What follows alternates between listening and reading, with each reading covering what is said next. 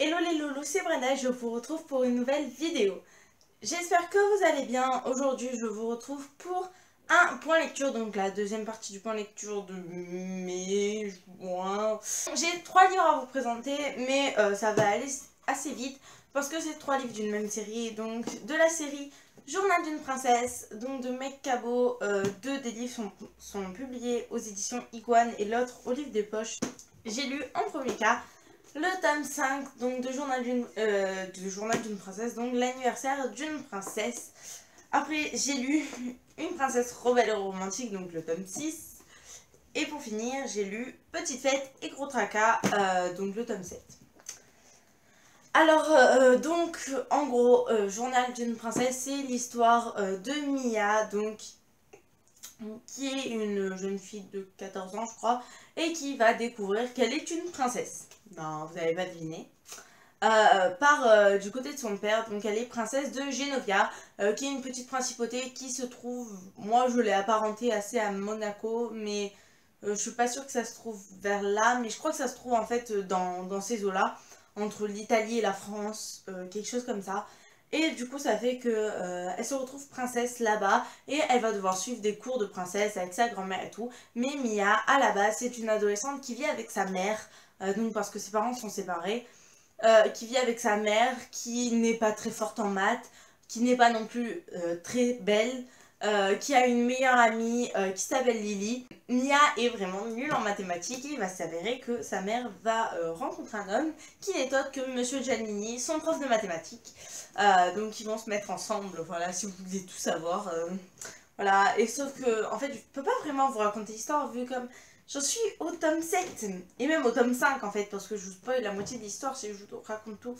Mais bon, on va suivre, comme d'habitude, la petite bande d'amis, donc de Mia avec Lily, Michael, Boris et tous ces gens, voilà. Qu'on va suivre qu'on aime bien sûr. On va continuer à voir les extravagances de sa grand-mère et les coups de colère de sa mère. C'est vraiment c'est des passages que j'ai, c'est des livres que vous savez, j'ai beaucoup aimé les 4 premiers tomes quand je vous les avais chroniqués, voilà, et la suite je l'ai tout autant aimé. Alors il faut savoir, j'ai commencé donc par le tome 5 que j'avais commencé à lire en même temps à la suite du 4e tome, donc on devait être en septembre, octobre. Je me suis arrêtée à peu près vers le milieu, je crois. En fait, je l'ai arrêté du coup, et l'autre jour j'avais envie de le reprendre, je sais pas pourquoi. Enfin, l'autre jour, tu sais, ça fait au moins un mois et demi, hein, et je dis l'autre jour, moi.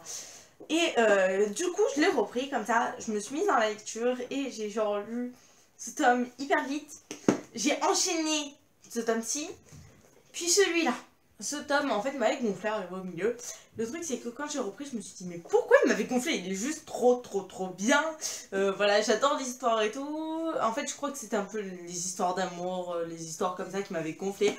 Ce livre a été un des plus drôles pour moi à cause un peu des quiproquos qu'il y a eu. Il m'a beaucoup fait rire parce qu'en fait, le truc, c'est que j'ai l'habitude de regarder les dernières pages. Et à la dernière page, je vois le nom d'un gars que je connaissais pas. Moi j'étais en mode, c'est qui ce bâtard? C'est qui lui? C'est qui? Ah non, mais on va pas être potes hein, entre nous. Non, c'était même pas ça, c'était ce garçon.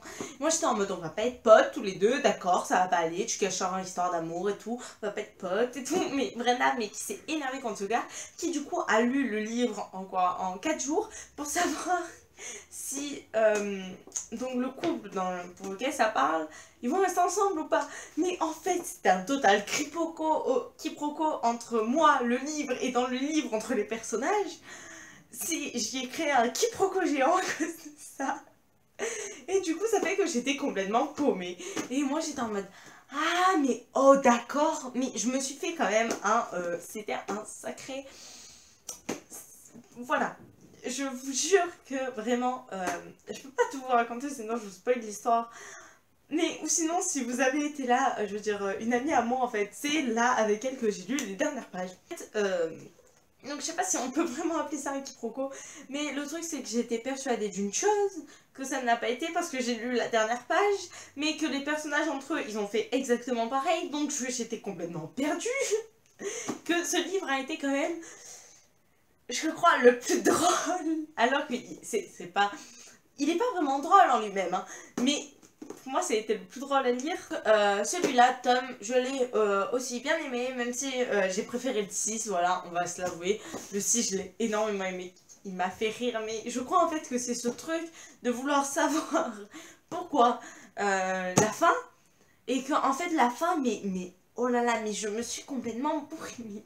C'était trop drôle. Je n'ai même pas réussi à comprendre ce que je lisais en fait quand j'ai lu les dernières pages. Voilà. Et donc j'ai enchaîné de suite avec le tome 7. J'ai beaucoup aimé ce livre. Et puis, j'ai trouvé que d'habitude, on garde vraiment les mêmes personnages. Il y en a, allez, un qui rentre. Mais la plupart du temps, ils sont à peu près liés. Voilà. Mais là, un personnage arrive. Et c'est un personnage pour lequel, si vous êtes comme moi, vous êtes foutu de lui à chaque fois qu'on parlait dedans dans le livre. Et c'est aussi un personnage que vous êtes en mode, je vais t'aimer toi ou je vais pas t'aimer. Il y a encore des choses vraiment très drôles dans le tome 6 et dans le tome 7, sa grand-mère, vraiment, et pour moi, mais je voudrais pas la voir comme grand-mère, hein, surtout pas. Mais je trouve trop drôle ce qu'elle fait, mais en fait, mais elle souffre la pauvre à cause d'elle. Mais je trouve ça trop drôle, hein. Mais voilà, vous avez compris. Je voudrais pas que ça m'arrive, quoi. Et voilà, j'ai beaucoup aimé, je vous le recommande bien sûr. Je vous recommande cette saga, vous le savez, je vous l'ai déjà dit. J'avais fait une vidéo coup de cœur et tout spécial sur les 4 premiers tomes, je crois, ou les 3 premiers tomes. J'aime beaucoup cette saga, je la trouve très fraîche et tout. Voilà, je veux dire, autant en été que du coup là on n'était pas en été. Je l'ai lu, je l'ai adoré.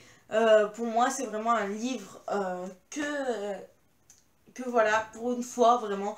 Je crois que c'est un des livres que j'ai acheté en brocante, que je suis le plus heureuse d'avoir acheté. Et voilà, donc les loulous, je vous dis de lire ce livre qui, donc, vraiment, que j'aime vraiment beaucoup. C'est la saga entière, je trouve, à part le tome 5 qui a un peu de relâchement passé un moment, si on les lit tous d'affilée, ou sinon je trouve que c'est une vraiment super saga que je n'ai pas fini mais que je m'en languis de finir, que je vous conseille à 100 000%. Moi je vous fais plein de gros bisous, je vous dis à la prochaine les loulous, ciao.